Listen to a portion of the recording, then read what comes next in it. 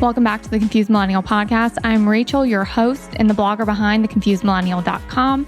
And this is episode 15 with Shaman Durek. So if you haven't already listened to episode 14, that's going to be part 1 of this. So last week, Shaman Durek joined us and shared his story. He chatted with us about what exactly is shamanism, how he became a shaman, him dying at 28. And then we put a pause in it because I wanted to just give you guys some time to digest all of the information he gave us. He kind of like broke some of the earthly secrets out there if you missed it.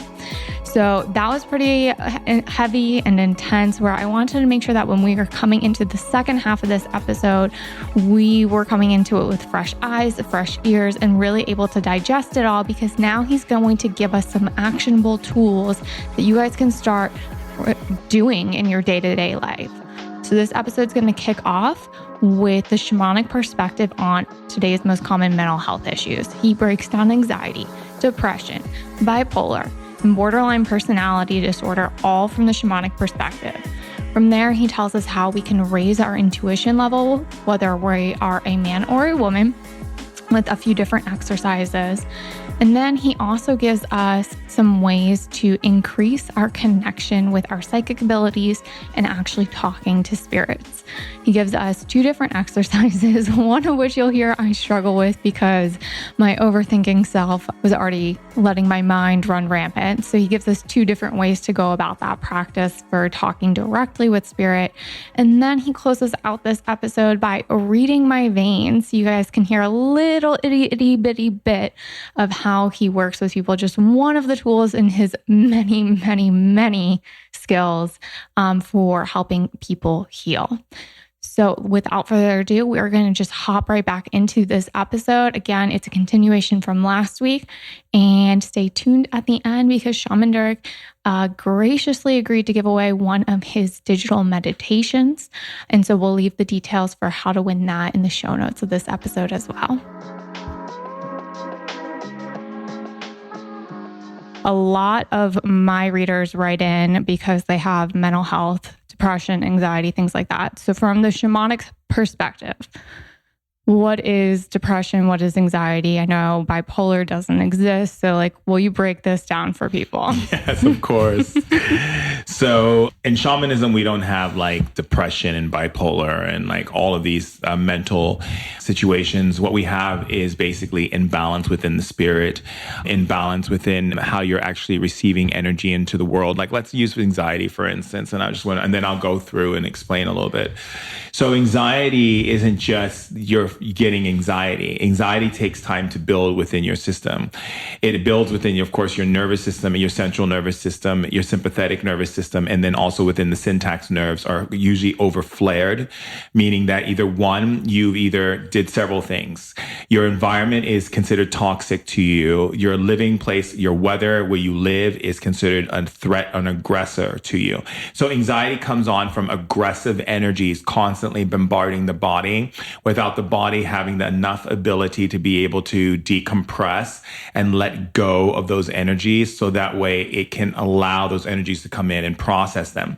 So when you have anxiety, in fact, what it just means shamanically is that you have not decompressed your system. Now, decompressing your system can manifest on different levels. It can be the fact that you're overloaded and you're not nurturing yourself. You're not getting enough love in return for the energy you're putting out. That can cause anxiety. People pleasing can cause anxiety. Being too hard on yourself about things and not coming from a light-hearted perspective, or wanting to be a perfectionist because you want to meet some expectation or some idea of what you think you should be, as according to get love and validation from yourself and from the world, or perhaps from your peers or your authority figures, that can cause anxiety.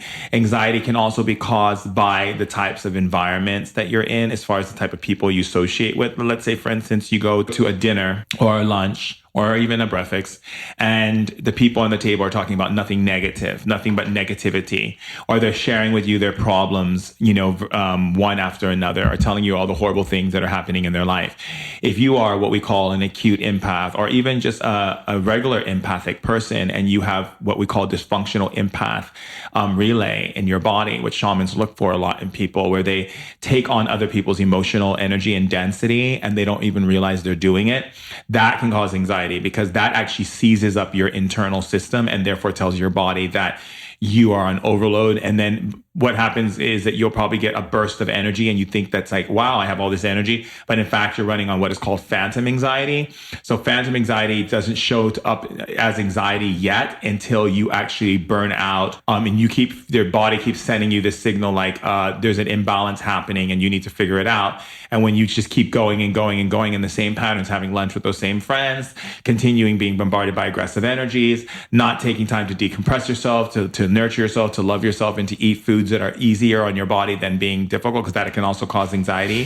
For instance, like if you eat a heavy meal and your body feels like the digestive process is really painful and difficult, and you just keep pushing the body through it, your body then sends a signal to your nervous system to seize up and to bring up anxiety for you. So usually people base their anxiety levels they start, like most people that I see in society are at around a 2 or 3 anxiety shamanically. That means at level 2.3 means that you are managing, but you're not managing well. When you get up to the 3.1, you're getting ready to have a meltdown. You're at this point, you're becoming snappy, edgy, bitchy, annoyed, frustrated. You go through depressions up and down. You might even feel like you're on an emotional roller coaster because your body's still trying to find its equilibrium. So some days you'll be feeling good. Some days you'll be feeling bad because your body didn't find its equilibrium on that day. And then it can also be just like trigger signals, which we call in shamanism, like the triggering points of emotion. So you don't have enough emotional intelligence to be able to deal with the input and output information that's coming in daily towards you. So you're emotionalizing everything into your being and causing this internal eruption to take place. You could be agitated, but you don't talk about it. You can be hurt, but you don't talk about it. You can feel annoyed, but you don't talk about it. You can be hard on yourself, but you don't give yourself the love and the nurturing. Your body then will transfer that and create anxiety. So your levels will go up. When you get to about a 3.2, when I check people's sensory system and their blood flow, that's at the point where you're about to have a meltdown. If you're at a 4 and a 5, you're probably in a hospital having a panic attack, or having some kind of ambulance pick you up because you're hyperventilating, or going through some form of headaches or chronic back pains. Other types of symptoms that would occur would be like having psoriasis, any kind of skin disruptions within your epidermis, anything, breakouts on the face are sure signs of anxiety. Toxic buildup, because when you have anxiety, it slows down your internal process of your lymphatic system to release toxic energies and chemicals and certain metals and certain things that your body has taken on. So the free radicals build up even 10 times stronger, and your body then begins to house those toxins and has to store it inside your abdominal cavity, your intestines, which is why people get irritable bowel syndrome, or they get where they have constant constipation, because it goes into the tissue of the organs that release. So that would be your stomach, large and small intestine, colon, bladder, uteral area. A lot of people will create like cysts in their ovaries, fibroids. I mean, the list goes on, because they're holding on to too much dense energy with the mixture of toxic elements, such as metals and different things in their body that need to be exposed out or released, but the body can't release it because it doesn't know how, because you're every time it wants to let go, you're still continuing the same patterns and the same lifestyle structure. So your body feels like there's no point in releasing it. You can't, because it's still doing the structure. So that's more anxiety. And then depression holds a certain level next to anxiety, whereas depression is much more based on the idea of not being able to live your truth. So depression shows up when the two things happen: when the mind is not operating with the emotions in harmony in shamanism. So if the emotions itself is getting directions from the mind, and the mind is telling the emotions what the world looks like, what the world is like, what the truth is, what this is, what that is, because that's what the mind mind does. The emotions then says, okay, fine, that's great. That's what it is. And now I'm going to send emotions that can match those signals that the mind is sending. And when it sends those emotions out, it ends up creating discord in one's life because the emotions then connects to the physical, and the physical then creates exactly what your emotional signals are, right? So we call it emotional impulses or emotional signals. Your emotional impulses is what guides you to be at this place or that place at what time and doing what at what moment. So like, why does someone walk into a McDonald's or some kind of fast food place and it blows up with the bomb? Why didn't such and such walk into that place? That's because they have an emotional pulse that tells them to move towards that energy. And so that's why I always tell people, like, it's really important to meditate and to do things so you can clear your emotional pulses. Also go to the ocean and take baths with sea salt and like light up white candles, sleep in white sheets, put cold sheets with soaked in water and like lay your body naked in those things. Because these are very ways to clear your emotional body. Another way to clear your emotional body, especially for women, because the estrogen, which is really important too, because women have can be high levels of estrogen, can also cause depression because they're not being able to release these energies in their body, which cause them, if they don't have the ability to communicate and talk through things. That's why I always tell men, you have to let your woman talk when she needs to talk, because those estrogen levels go up. And then when it creates a imbalance in her hormonal system, all of a sudden you're getting like urinary and tract infection, you're getting like cysts in your ovaries, you're getting lower back pain, you're getting heavy menstruation, or you're getting no period at all because your body is on complete like lockdown and your body's in fear of really letting go of keeping you in what we call the cycles, as you women know. And so, that's really important. Another one is drinking moon water, which is really great for releasing a lot of that. But the depression... Tell people what moon water is, how to make it. So how do you make moon water is you take a glass container that's see-through, put like maybe saran wrap because that's see-through, put water in it. You can put like your favorite crystal in it. I always recommend a moonstone, a quartz crystal, a citrine, a stone like a rose quartz. These are really good stones for clarification. Then, put it out in the moon over a full moon night. The magnetic energy of the moon goes into the water. Then you take the water, you can add lavender to it, put some lavender flowers in it, some lemon juice if you want to, throw a little bit of, some kind of flower essence or any of these types of things, like, Bach remedy or any of this kind of stuff. And then just put it in your refrigerator and drink it through just drink it until it's, it's done. And that's your moon water. And what it does is it balances your hormones, it balances the magnetic energy in your body, and it stabilizes your system from the estrogen in your body so that your body can handle more emotional input. So your body's not feeling clouded or overloaded. A lot of times women don't realize that they feel clouded and overloaded when they feel anxious and agitated. They don't realize that it's because there's a cloud of overload. They're not getting what they need. They're not getting enough nurturing. And so they're draining their vessel so much to the point where they start becoming angry, agitated, and upset because they don't feel like they're being loved. They don't feel nurtured. And literally that's when they'll have conversations with their relationship or their spouse. And they'll say things like, you don't appreciate me. You don't see me. You don't this, you don't hear me. And da-da-da. And it's not that that's true. It just means that they're not getting enough sustenance from themselves and filling up their own vessels, that they need to go and project it on the outside to the person they love the most, because they think, well, you should be loving me enough for me to be able to sustain myself, which creates an imbalance. But the depression itself, like I work with a lot of people who come with me, depression, anxiety, bipolar, you name it, and we heal their situation. And the reason why is because we understand in shamanism what depression really is. And then when you grow up in a family that tells you this is how you have to live your life, this is what you should have by what age, you should have marriage, you should get kids, whatever it is that they tell you, or society tells you, or maybe television tells you. I mean, who knows what your source of information is? And you're not living your truth, meaning like, let's say, for instance, you're people-pleasing people, but you don't really want to, but every time you judge them, you feel bad about it, and then you people-please them again. Or you people-please them because you feel like you're a bad person, because you don't feel like you're good enough in the first place. So you're doing it as a way to pay off your debt of being a bad person. You're going to go into depression. You're a candidate for depression, because depression means that you're not able to live your truth. Anytime you take someone's ability to move freely or not live their truth, their body turns against them. That means they go into self-anger. Self-anger then leads them to depression. Depression is the abuse of oneself not realizing their truth. And I'm going to say it again because I really want everyone to hear it, all your listeners out there. It is the abuse of oneself not able to listen, to see and understand their truth, right? To live in what we call free living. It means to live as you want to live, not as someone has dictated for you to live, right? So it's really important. Depression also comes from the idea that you create lack of experience in your life. That means that you are limiting yourself from yourself. Let's say, for instance, you wanted to play piano, but you were told that you weren't good as a kid. So you're using that same program and telling yourself now, because you want to play piano, that you shouldn't do it because you weren't good at it as a kid. So you're probably not going to be good at it now. Or anything that you want to embark upon, every time you bring a negative on something you want to do, such as I don't have enough money, or I'm not going to be good enough, or people are not going to like it. What if I don't succeed? Or what if I don't fail?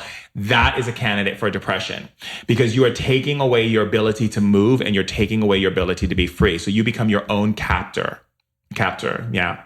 Like person who locks you in the jail. All right. And so anytime you lock yourself in jail, you become your own captor. And so that actually creates a discord within your binary process, which actually fluctuates within your body, and also within your process of understanding your energy field. So your energy field and your dynamics of your environment will then shift, and you'll feel like a prisoner in your own environment. And that leads to depression as well. And so if we look at those things, and then bipolar is the enactment of one's ability to honor truth versus passive aggressiveness. So if we think about it, the bipolar aspect of the self is created by the idea of an objectification of oneself and the subjugation of oneself in the same. So if you take, let's say you were to measure it in the sense of how much do you actually really want to do the things you want to do, or do you do it because you want other people to like you and love you? You want everyone to be happy. So a bipolar person will be super easy and fun and like all these things. And then out of nowhere, the ogre comes out, right? Or the mischievous one comes out, or the one who just goes into shutdown mode. That's the protector. That's the one who comes out to take back the energy that it gave away. So it means the energy that's being dispersed was not meant to be dispersed. And there wasn't an equalization of the energy field, the mental field, and the emotional field at the same time. In order for there not to be bipolar, there must be an equalization of the three fields. If they're not, then that means that there's going to be a sub-personality that's going to come out and get that energy back. And it could come emotionally, it can come mentally by them saying nasty words, or it can come by shutting down and the body goes into what we call like a cave behavior, like a loner, a hermit, all of a sudden doesn't want to talk to you, doesn't want to deal with you, doesn't want to like just check out. That's also a form of bipolar. And so what happens is people don't realize that in the world of psychology, you have to understand that psychology is a beautiful, beautiful how do we say, training for the mind, understanding of the mind, but it needs to be upgraded, right? Because you're following old things, and you're following Freud and Carl Jung, which a lot of Carl Jung, by the way, is very shamanic, because he goes into the shadow and all that, which is very shamanic at the very core level. But there's all these, these other aspects of psychology that don't invite the understanding of spirit involved with the mental. It's just the mental. So you're missing a component, because the human body is made up of 4 spirits: physical spirit, emotional spirit, mental spirit, and spiritual spirit. All 4 spirits must be in harmony with each other for there to be homeostasis. If one of those spirits are out of alignment, then the other one will start to become out of alignment. And then before it's all out of alignment. And the same is in Chinese medicine, same is in Ayurveda, same is in allopathic medicine. As you treat the symptom, you can treat the symptom, but if you don't treat the cause of the symptom can come right back. So I tell people when they come to me like, yes, we can get you into remission with cancer. However, if you don't learn the lessons that caused you to have cancer, it will come right back. So it's not about getting healed as it is about learning what keeps you healed, right? So that's what I would say. And there's a lot of other mental things we can talk about: Alzheimer's, dementia. I mean, there's so many, but it would take up a whole show. There's one more mental health thing I want to get into real quick, which is personality disorders. Especially borderline personality disorder, because my time being a counselor, people would give out the diagnosis borderline personality disorder. It's something that's primarily given to women, which I know you're an activist for women. And the term borderline personality disorder literally comes from the idea that they're borderline insane, borderline crazy. And that's just so disempowering. And I know when people have gotten this diagnosis, they almost look at it as a death sentence. Like, how am I ever going to live, hold a job, be in a relationship? And a lot of the times people diagnosed with that don't ever get to hear the light, that they're not crazy. Right. So what does that actually mean? Well, here's the thing. A lot of people ask me about borderline personality disorder. And in shamanism, we basically say that they're psychic and they have multiple spirit dimensions, right? So let me explain that to you in the most simplest form. When you're going into that state of frenzy or that idea of where you're saying a bunch of things and all that, you're actually shifting through files of information. Borderline personality disorder is basically the reference point of understanding the dilution of spirit. In the best way of explaining that is that women have this intrinsic nature within their being to be able to operate within different fields of consciousness. But in society, it's considered crazy or loony, as they used to put it, or from the lunar cycles of the moon. But in fact, it actually is a way for women to cipher information to get to a very clarifying information about life, about what they're going through. As women are going through these different levels of consciousness, they are accessing different fields of awareness, which men don't necessarily access. They can if they have a very feminine nature. Men who have borderline personality disorder, it relates to the part of them not being able to embrace their feminine nature. So their feminine nature is being suppressed by some masculine authority or some idea of masculinity. So that's why they go into these crazy outbursts, because of the fact that they're not able to do the same thing that women are doing naturally. But there is the unfortunate thing that I see as a shaman is that we don't have a structure of support for borderline personality disorder without saying someone's crazy. First of all, that's just in itself not true.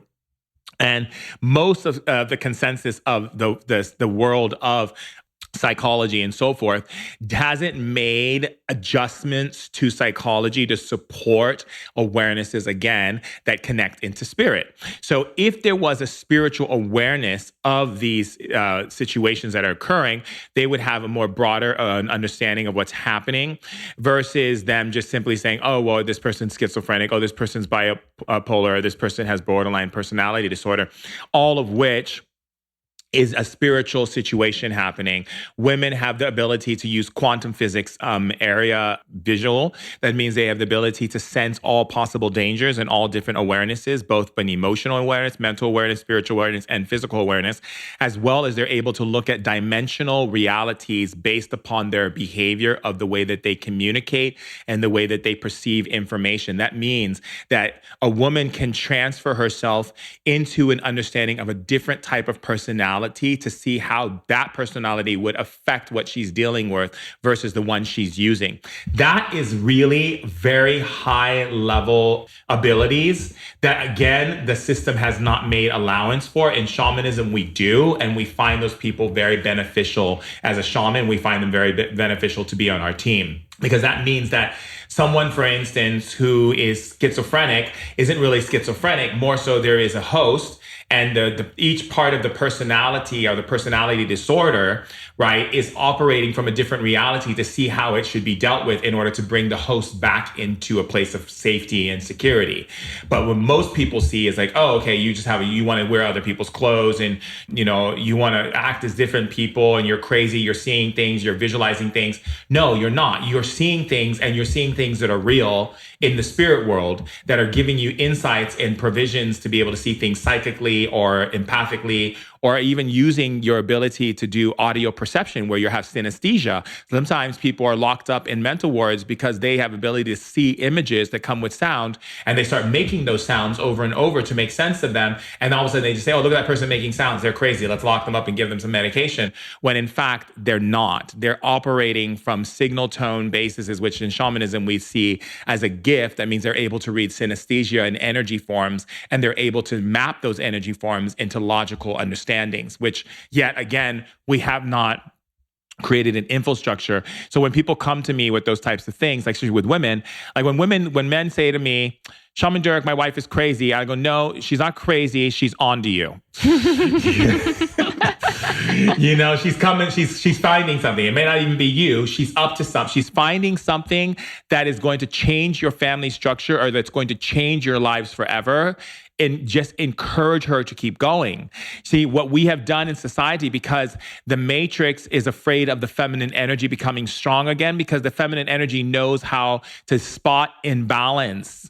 If human beings can spot imbalance, they will know how to discern their thoughts properly and be able to think and operate in a way that supports their adaptation and their evolution. If they can't, then you can build a system that tells them that they have protection from the system that will do it for them. So whenever you have something happen, you go to a doctor, you go to a psychologist, you go to the police department, you go to all these different people that are built in the system to handle things in your life that you feel that you have no ability to handle or that you have no know-how. Like I always say, and my grandmother used to always say, every home should have a family remedy. Every home should have a cure for things. Every home should have passed down knowledge of health and wellness that is passed down through generations. I loved when I was in Iceland, like my friend, I had got a flu, and I was traveling so much and doing so much speaking. And my friend says, oh, well, you know what? Let me make you something. And she's like, okay, I'm going to add some beer, and I'm going to put this oil in. And I was like, oh my God, what are you concocting? And she's like, this is an Icelandic remedy. And she gave it to me, and my sickness was gone like that, you know? And so it's like, we need to start taking more of a proactive responsibility for our own health and wellness, and not just look towards one thing and then put ourselves on medication and say like, this is it. I'm not saying that we shouldn't take medication, because I'm not here to go against the medical system. I think the medical system does have wonderful things that support. Look, I would have never been able to be here right now if it wasn't for them to put me on life support while I figured things out. And the same thing being in a wheelchair and everything in dialysis. I mean, all of that was so necessary. But what I'm saying is, it's important for us to take the allopathic perspective and the holistic perspective and the spiritual perspective and bring them together to come up with a cohesive understanding of what we're dealing with, without us feeling helpless or hopeless in any situation, because we should never feel without power. Ain't that the truth? Very true. So you talked earlier about empaths and the dysfunctional empath. And I always thought that I was an empath until I saw you and you laughed in my face and told me I am not an empath. So empath has been like a very trendy word, especially in the millennial scene. And you kind of reframed it for me that everyone's not an empath, that people are intuitive. So could you explain that to people? And because maybe they are misunderstanding this. Yeah. So exactly. So you have empaths, and then you have acute empaths who can feel pain that's occurring across the ocean. And then you have empaths who are just feeling and taking responsibility for other people's energies, because they're not being functional empaths, which are just allowing people to be who they are and staying out of their business. Hint, hint. And what's really important, and the reason why I'm saying hint, hint, because there's some of you who are going to be listening who are that, so now you know what's up. It's important for you to understand that having energetic boundaries is not just for other people on the outside, it's also for yourself, right? Staying out of people's energy fields is really going to help your life in such a big way if you are an empath, because you're just using empath. What you're doing is you're using energetic nosy. You're being energetically nosy. You're tapping into people's energy field and being nosy about their energy and so forth, which is not necessary. But let's go back to what you were saying, because I wanted to just throw that little bit in. Intuition and empathy is a very different thing. So intuition is the ability to sense things and to know things and to find the accumulation of information and find the one that is more exact. Whereas empathy is taking in energy into your being and feeling it from other people where it's not your energy. So a lot of times people don't realize that they're empathic beings because they're picking up on information. However, that information isn't coming in empathically. It's coming from their intuition, the understanding of knowing and the understanding of experiencing it from their knowing perspective. The acknowledgement of empathy is feeling it. It's feeling it in your body and then holding it in your body so you can understand it. The longer you hold it in your body, the longer you understand it. But to be a correct empath would be to look at it from outside of your body without bringing it into your cells, bringing it into your electromagnetic energy field, bringing it into your binary process, bringing it into your atoms and your electrons and so forth and so on. So the understanding of intuition is the clarification of the knowingness and the understanding of that knowingness translated into information. So to put that like in real life terms for everybody. So for me, I used to think I was always an empath. I struggled with depression my whole life. When I met with Shaman Durek in January, he was like, no, honey, you are not an empath. He's like, because so many emotions were hidden from you growing up, like when you would pull something into your system, you would hold on to it. You would try to figure out what this feeling is and you wouldn't let it go. Again, not living my truth, depression, yada, yada, yada. So since working with him, when I noticed things happening in my system, like I was working with one of my friends and, our knees touched and I was like, do you have this sharp shoulder pain like happening right here, right now? And she was like, yeah, I do. How did you know that? And it was me being like, and that was when you're clarifying. That's where the intuition comes up. And then I can say, okay, well, this isn't mine. Let's have it leave my system now. Goodbye. And so being able to ask the questions when you feel a feeling come up, when you feel a pain coming up, something like that, and saying, where's this coming from? Using that gift of discernment so that you can allow it to pass through your system and you don't have to have like these depressive episodes from it. That was such a big shift for me for so long. That's wonderful. Yeah, exactly. Because there's just so many suffering, like, I call them suffragettes running around the planet, suffering for nothing. Yes. And that's what I did for a lot of years.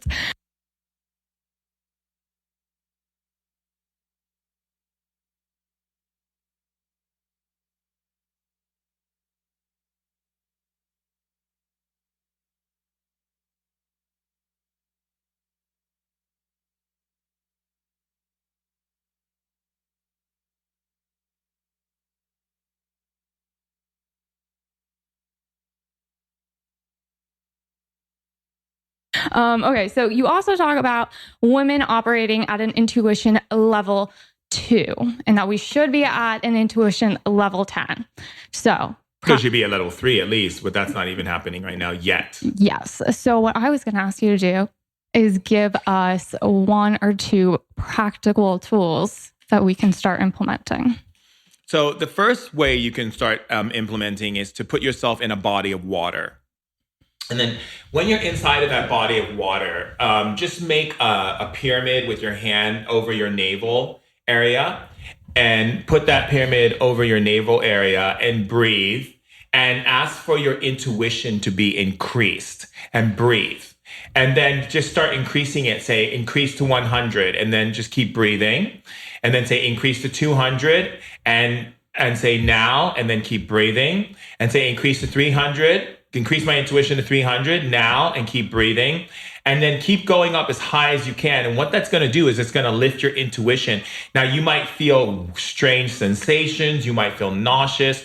You might feel all of a sudden like you might losing, like things might get blurry and you might be going a little crazy. You're not. It's just that you're opening up your powers stronger as a woman. And that's very, very, very important.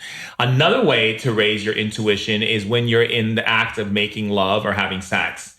When you're in the act of making love and having sex and you begin to feel those energies moving through your body, you can say in your mind, increase my intuition to level 100, increase my intuition to level 200, and so forth and so on. The most important thing, though, is to make sure you're taking care of yourself after you get up to the higher levels, like in the 2,000, 3,000 range, that you're nurturing and taking care of yourself. You're not eating any kind of meat, dairy products that will create inflammation or heaviness in your body. You want to stay with like fruits and vegetables and things that are light on the system, because as you're increasing your intuition, you're raising your ability to sense information at a higher frequency. It's basically what you're doing is you're upgrading your internal system.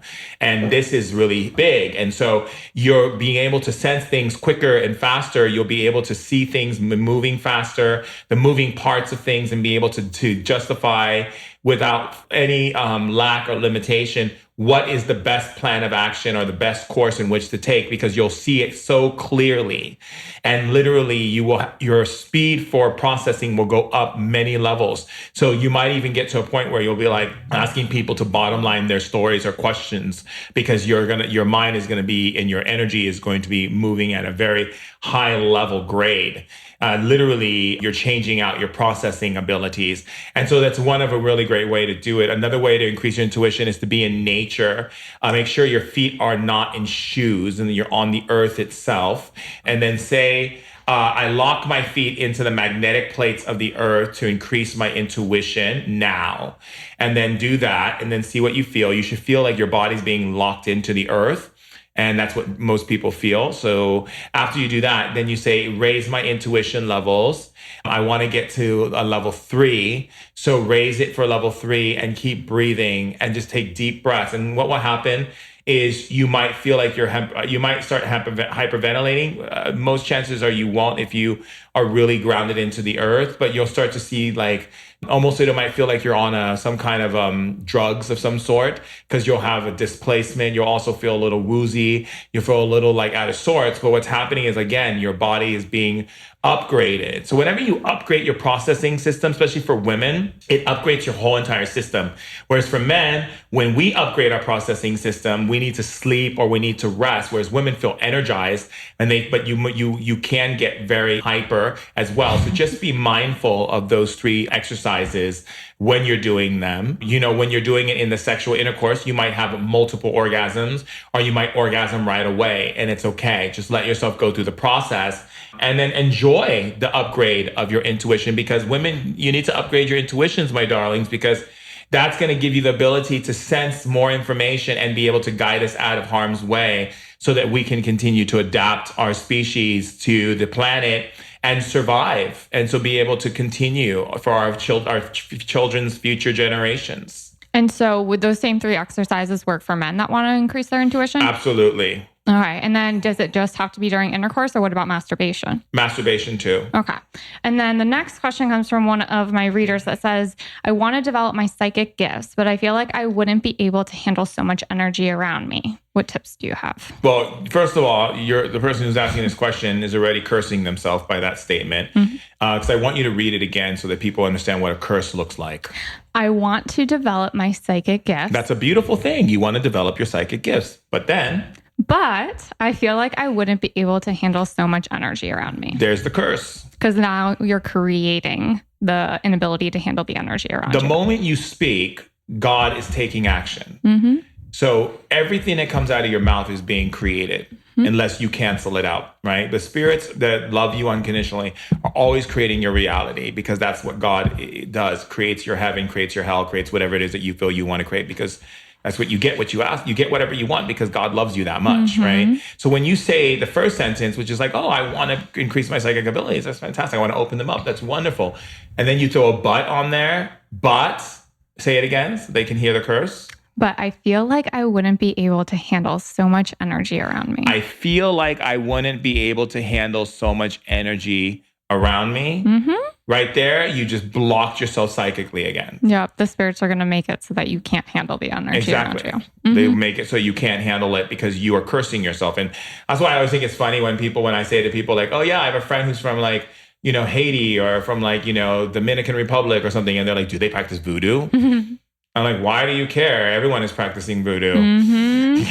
And so it's true. Everyone is. And I noticed this because, we do live in a society where like you have a bad day, or this was the big shift for me because I used to curse myself all the time. And I would be like, I'm so tired. I'm so exhausted. And I always felt tired and I always felt exhausted. So then what I started doing was when I heard those words leaving my mouth out of habit, because let's be honest, we're not all conscious all the time. We just speak and we like dive into our humanness, if you will. Let's change that too. Can you open up a window on that? Yeah. So we dive into our humanness at times. We're not all conscious. Oh, we're not all conscious all the time. However, we are increasing our intuition and consciousness with every word we speak. That's where I was just going about creating my window. Gosh, cutting me off here. Sorry, I love your window though. Okay. The window's great. Yeah, thank you. But to that point, there's a real life example of how it goes.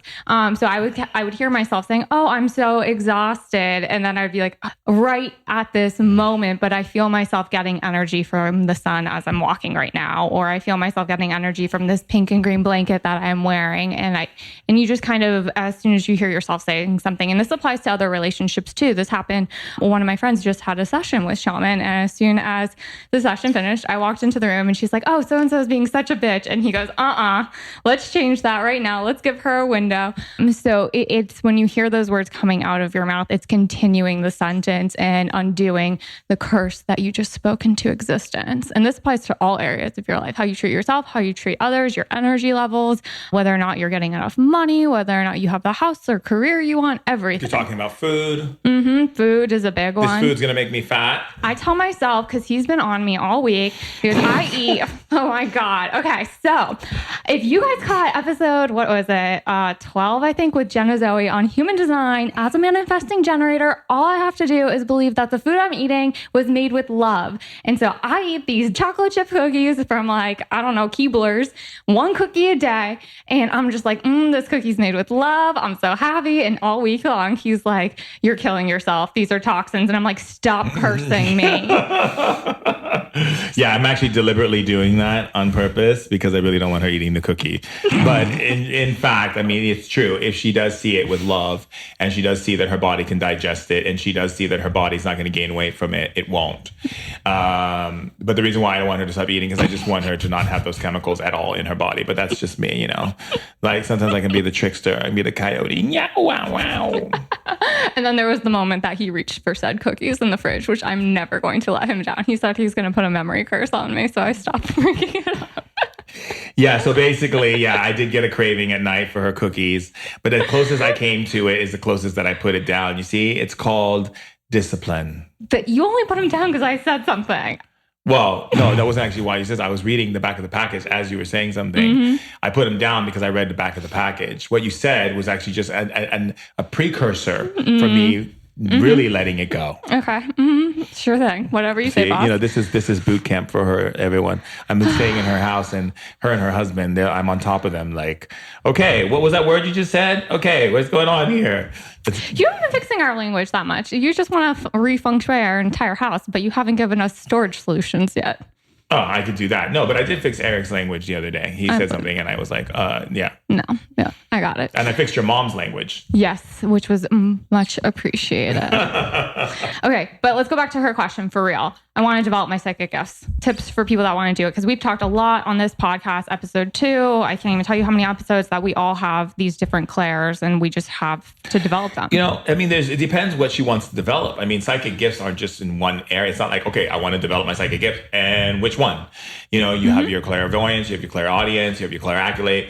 I mean, it depends. Do you want to develop your ability to smell and taste outside of this in the spirit realm? Do you want to see in the spirit realm? Do you want to hear in the spirit realm? Because there's a technique for each of them. But let's just go with automotive writing. That's a good one. What's automotive writing? So basically you write a question down and then you write the answer to the question. So the spirits will actually be writing the answer, but because you choose to write it, they'll write it for you. So it's a good technique for you. So what you can do is you can write like 5 words on a piece of paper. You can say, number 1, you can say, what is something that I really need to face in my life that I'm not facing? Number 2, what is something that I need to bring into my life that I haven't brought into my life yet that's going to help me move to another level? Number 3, what is it that I need to do that's fun, that's going to open up for more prosperity in my life? Number 4, what am I going to do that is going to, or what is the thing that I need to take responsibility for and heal and let go of that I haven't? And then number 5, which is what color should I wear and bring more into my life to open up new opportunities? And then you go to the top one, you read it and you start writing. You go to the second one, you read it and you just start writing. You don't think. Do you have to do it do you have to respond with your non-dominant hand? Because I've heard it taught that way before. That's another way of doing it. We're not talking about that one. You're going to do it with your dominant hand. However, the thing is you just basically write it and then you go to the next one, you read it and you write it. So why don't you do that right now for all of your listeners? I want you to do it so you can see how it works. So write the first question. What is it that I need to change that I'm being stubborn about? Yeah, did you write that? I'm a slow writer. I'm used to typing. Okay. Okay. And now read it out loud. What is it that I need to change that I'm being stubborn about? Now write. Write the answer. Don't think, just write. But that's not fair because I was already thinking as I was writing it because it took me so long to write it. Okay. Let's rewind real quick. Okay. Why can't I just do this where I'm talking to spirit? Why do I have to write it? Because this helps you to open up that gate to talking to spirit. Okay, but I already know how to do that. So as I'm writing, my mind's already giving me Yeah, but you're answers. doing that because you learned that. Yeah. But this is for your people who haven't learned it. I know, but this isn't going to work on me. Of course it will. But I'm already thinking about stuff because we just... Fine, I'll write something. Give it to me. Because what he already has me doing is asking. You went to a boot camp already, so you know how to do this. I know, and I'm explaining to them what's happening for me. So what I had, this happened during our individual session where I was like, I had a dark spirit trapped in my energy field, and he had me talk to it, where I was basically writing down or asking these questions out loud, and then hearing it talk to me. And Eric's talked about this on the podcast before, where he's talked to spirits and how during boot camp the big shift happened, where he would hear it from the front of his mind, where he was like forcing the thought, versus in the back of his mind where like it was just a spirit, like a thought appearing. Okay, read the question and answer it real quickly. Grab your pen. Read it out loud. What is a gift you are afraid to have? Right. Seeing. See? Yeah, because I didn't know the question in advance. Yeah, right. My mind couldn't like start thinking about it. Right. So then I can ask you a question now. We can play a game. Okay, let's do that. Or what are you afraid to see? Spirits. Why are you afraid to see the spirits? They scare me. And what about them that scares you? The blood. The blood of what? The pain, like the blood, like the fact that they're like how they died, like the goriness of how they died. Why does there have to be goriness involved? Don't think. Movies. You're thinking. Because of movies. Yeah. Good. And so don't you think these movies are polluting your energy field? Yes. So why do you continue to watch them? I haven't watched them in a long time. So why haven't you purified that out of your being? Because you were just telling me about all these gory... I walked downstairs the other day and you're like, oh, by the way, there was a guy that got shot that was hanging out in your house. And then I have the visual of a guy with half his face blown off. Okay, well, I'm telling you because the spirit came in my room, okay? So I had a conversation with me the other night. I had to let you know what's dwindling around the house. I had to get rid of. Let's go back to your purifying. I don't know how to purify them. Well, why do you say you don't know how when you know how? Because I'm being lazy. So why do you choose to be lazy about your spiritual development? I'm not getting anything. Why do you choose not to get anything? Are you afraid of your answer? Yes. And what's the fear of your answer? I'll have to do work. Why does it have to be considered work? Why can't it be play? It doesn't. So why do you consider it work? Because I've been wanting to be stuck. And what do you get from being stuck? Frustration. Do you like frustration? No. So what is that going to do for you? Frustrate me more. And what do you get from frustration? Pain. And do you enjoy the pain? No. Then why do you create it? Because my old way of doing things. So why don't you let go of all of that? Okay. So what are you going to do about it? I'm going to let go of it all. And then what's going to happen when you do? I'm going to start seeing spirits. And what are you going to feel inside your body? Warm. And what are you going to feel inside your mind? Happy. What are you going to feel inside your emotions? Harmonious. And what will you be able to do in the world? Help others. There you go. Thank you. Yeah. I didn't realize. So we're not growing up, but like you guys know the show Scrubs with Zach Braff. If you've been a reader of my blog, you know how much I love Scrubs. And so Zach Braff's character would always like break off from like the reality and have these other storylines playing out in his head. And I would always run around telling people that that's what it was like in my head. There was this movie playing, like there was this entire like other world happening. And it wasn't until I met Shaman Durek where I was like, oh, that's actually what clairvoyance is. Like, it's not just that I have an overactive imagination. No. But then I freaked out and I was like, I don't know if I want to see more things, but I do want to see more things. That's gone. So the cool thing about that is, have you seen the TV show Sense8? Yeah, I've been trying to watch it because you told me to, but it's pretty amazing. Unpopular opinion. Okay, fine. Anyway, what I really love about it is sensorium and also the ability to have synesthesia. But the cool thing is... What is synesthesia? Synesthesia is the ability to see sound and energy as colors. Mm-hmm.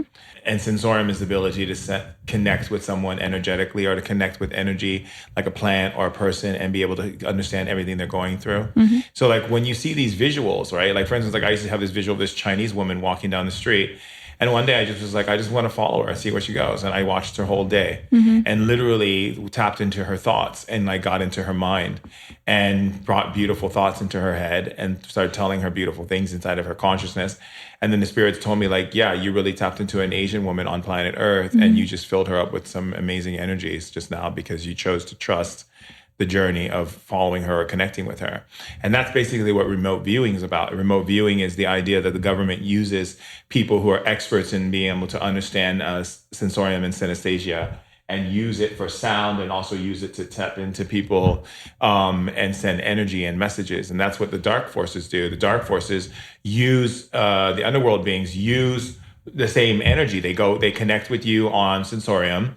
Then they get inside of your consciousness and start talking to you. And you have a choice to say no. And you have a choice to say no thanks. And you have a choice to say, sorry, but that's not coming from love. So I just can't accept that because I'm a child of God.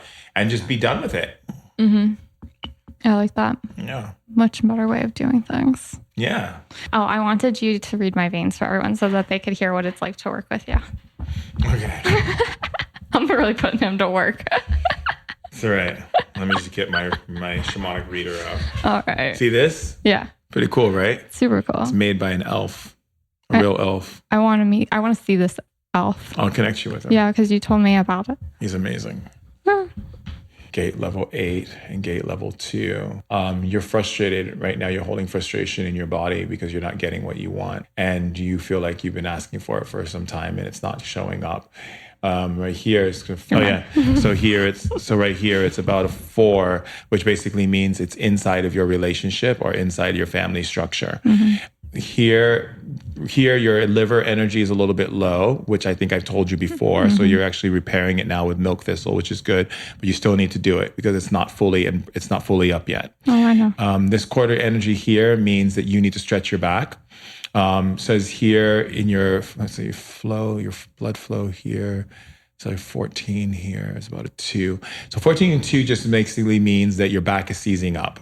So it means like your upper scapula, left side neck and shoulder, and your middle part of your lower back. You're pulling a muscle, and your body's letting me know through the blood flow that this muscle is being pulled. And if it doesn't stop being pulled, it's gonna hurt. It's gonna hurt your back. It's gonna be very uncomfortable in your back. It's been being pulled for years. Yeah, but it's not fully pulled. It's like pulled, but it's saying that when one more gets pulled, and it's gonna be like, laid out. What am I supposed to do to fix that? You need to, let me just see how your body responds to deep tissue. Deep tissue, your body responds to it. You're very sensitive. You have pain centers, very sensitive. Are they? It says here, your pain centers are sensitive here, which means that it depends how hard someone can do something on you, which is fine. It says you like it, but your body doesn't like it for some odd reason. So you need to build up energy. But here it says right here that you could do deep tissue, you could do rolfing, which would be really good. Thai massage would be really good, and then any kind of structural support would be really good. What's that? People like doing chiropractic work, things of this kind of any kind of structural work would be really good. Yeah, so here and here is great, but you're still processing things around money and prosperity. Your blood flow is a little bit weak here, so it just basically means that you have some false beliefs around money that need to be cleared. Okay.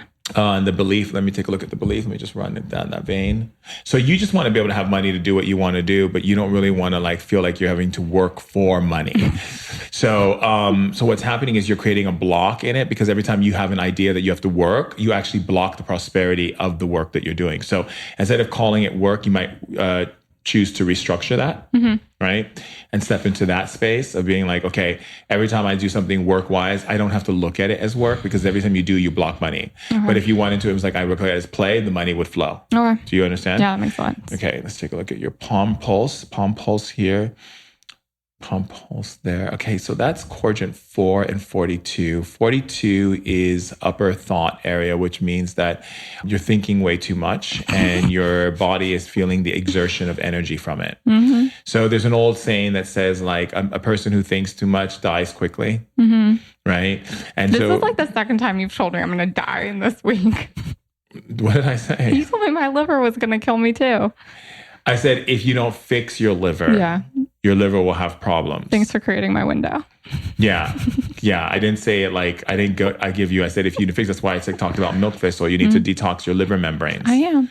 Right. Okay. So opening up the energy gates here. So so this right here is basically stating that your being feels that it needs to be able to connect more back into some playful natures. Let's take a look at these playful natures. Okay. This is here. 1, 2, 3. Okay. So here, no. Okay. Saying something more musical. It's saying like looking and exploring music. It says that there's a negative response there from you about it, but it's blocking you and that you have to open it up because it's coming from comparing. Yeah. So it's coming from comparing. There's so many things we can do with the blood flow and how the body is flowing through your blood. This one shows great intelligence and also shows your ability to analyze situations very quickly. This one says that you take things personally. So this finger here is representative of like how you deal with things emotionally. And here your pulse range through your blood flow shows that you take it personally, but you stuff it and act like it's not there, but it's there. And this is showing up in here, which is coming from this idea of I can't talk or say what I really want because I don't want to lose myself or become to the point where I regret something I'm going to say or that a person is going to have conflict with me. So there's a conflict register here in this finger. Let's take a look where it comes from. Okay, so it's coming from a father energy. So that's what it's showing. But this is like a kind of an overview for people who are listening to understand kind of some of what I do shamanically and being able to help them get to that space of helping them to understand how we look at the body and how we look at things energetically. And that's just not even all of it. I mean, also we look at your tongue. Let me see your tongue. I didn't scrape it today. The one day you ask. Okay, let's take a look at your tongue. So you have an imbalance of minerals inside of your body. I feel that. So that means that your body is not regulating. Your body is not being able to get the nutrients. You need to take some sea minerals, which would be really good for you. Pull your tongue out again. Okay. Your body is needing to detox more in your system. So it shows that. And also put your tongue out one more time. That ridge is interesting. It's very red on that one, which also means that you're not letting yourself have full orgasms. You're not letting yourself really reach higher levels of states of pleasure in your body. You're locking your pleasure down, which is not good because that can cause a lot of imbalance in your system. Okay. But there's more things I can tell you about your tongue. Let me just look at one more time. How much water are you drinking? A lot. So it basically just says that your body, and I think that's also because of your mineral intake, that your body needs to regulate more. So you still dehydrated. So your energy is going to be a little bit low. Your body still needs some, and I would actually offer you to do some electrolytes. Okay. Which would be really good for you. Some coconut water would be good for you. I hate coconut water. Why do you hate something? Because it doesn't taste good in my mouth. I see. Okay. Well, there you have it, my love. There you have it. Yeah. So that's just like a tidbit of working with him. And then he does shamanic healings where you basically are like sweating, coughing, and all that fun stuff. And laughing hysterically for 30 minutes. Yeah, I was laughing and he told me I was a witch. So that was super fun. And that's pretty much what it's like to work with Shaman Durek in a very, very, very small nutshell. Yeah, I was going to say that's like a tip. That's like a tiny piece of the leaf. But I get what you're saying. I get it. You're so funny. I love you. Oh, thank you. I love you too. All right. So anything else you want to add? No, I just, if you want to follow me, you can check me out on Shaman Durek on Instagram. You can also check out my podcast. It's called Ancient Wisdom Today. And, go to my website at shamandurek.com if you want to check out some of the videos and things, workshops that I'm doing where I'm going to be located. Just want to let you know I'm very happy that all of you are on this planet. And just remember to always shine and radiate and tell yourself beautiful things about yourself, because it's important that you keep yourself in good spirits and do things that are beautiful and nurturing and kind and loving to yourself. I love you all so much. Thank you for having me on your podcast. I really appreciate that, Rach. And it's an honor to be here for all of you and for years to continue. Let's make planet Earth great again. Beautiful. And Shaman Durek has also graciously agreed to give one lucky winner who follows him on Instagram at shamandurek.com and me on Instagram at The Confused Millennial and rates, reviews, and subscribes to this podcast. bit.ly/reviewtcm, one of his pre-recorded meditations, which you guys do not want to miss out on. If you've ever done a meditation with him, you know how cool the journeys can be. So again, we'll leave the directions for that in the show notes of this episode. And until next time, have a good one.